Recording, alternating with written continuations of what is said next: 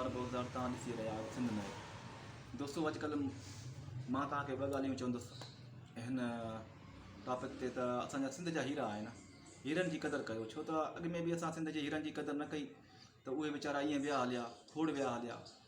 अॼुकल्ह ॿ माण्हू जेके आहिनि ज़ेरे गौर बि आहिनि, ज़ेरे अहम बि आहिनि।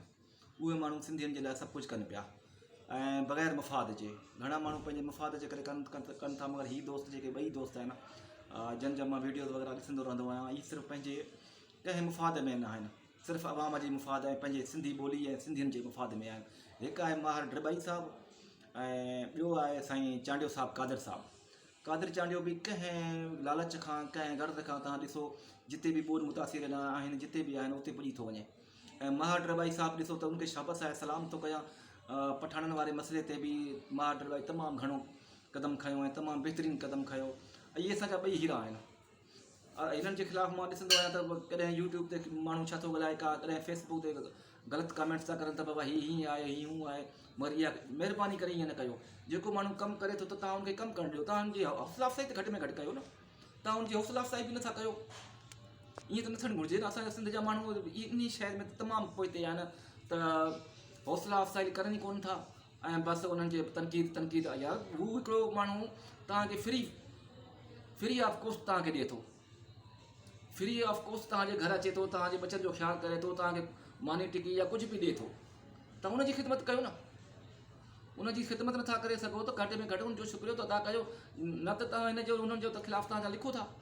यार अफ़सोस जी ॻाल्हि आहे, मां इहे हिननि जा कमेंट्स दोस्तनि जा पढ़ी मूंखे ॾाढो ॾुख थो थिए त पंहिंजा सिंधी माण्हू ईअं था करनि।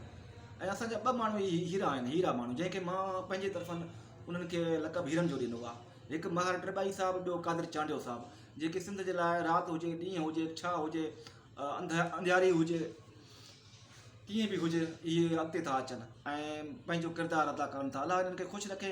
मुंहिंजे चवण जो मक़सदु हीउ हुयो त तव्हां घटि में घटि इन्हनि माण्हुनि जो क़दुरु कयो। तव्हां क़दुरु कोन कंदो त केरु क़दुरु कंदो? ॿाहिरियां माण्हू त कोन ईंदा असांजा क़दुरु कंदा, या को ॿाहिरि जो माण्हू ईंदो असांजो उन्हनि जो क़दुरु कंदो। असां ई क़दुरु कंदासीं न। असां ई हुनखे हाणे मुंहिंजो वीडियो ठाहिण जो मक़सदु छा आहे?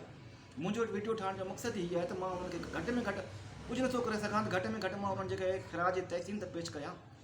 हीअ मुंहिंजो सम्झो, तव्हां सम्झो त ख़िराज तहसीन आहे माहिर ड्रबाई जे लाइ ऐं कादिर चांडियो साहिब लाइ, जेके ॾींहं राति हिकु करे पंहिंजो कमु कनि था ऐं पंहिंजूं निंडूं हराम करनि था।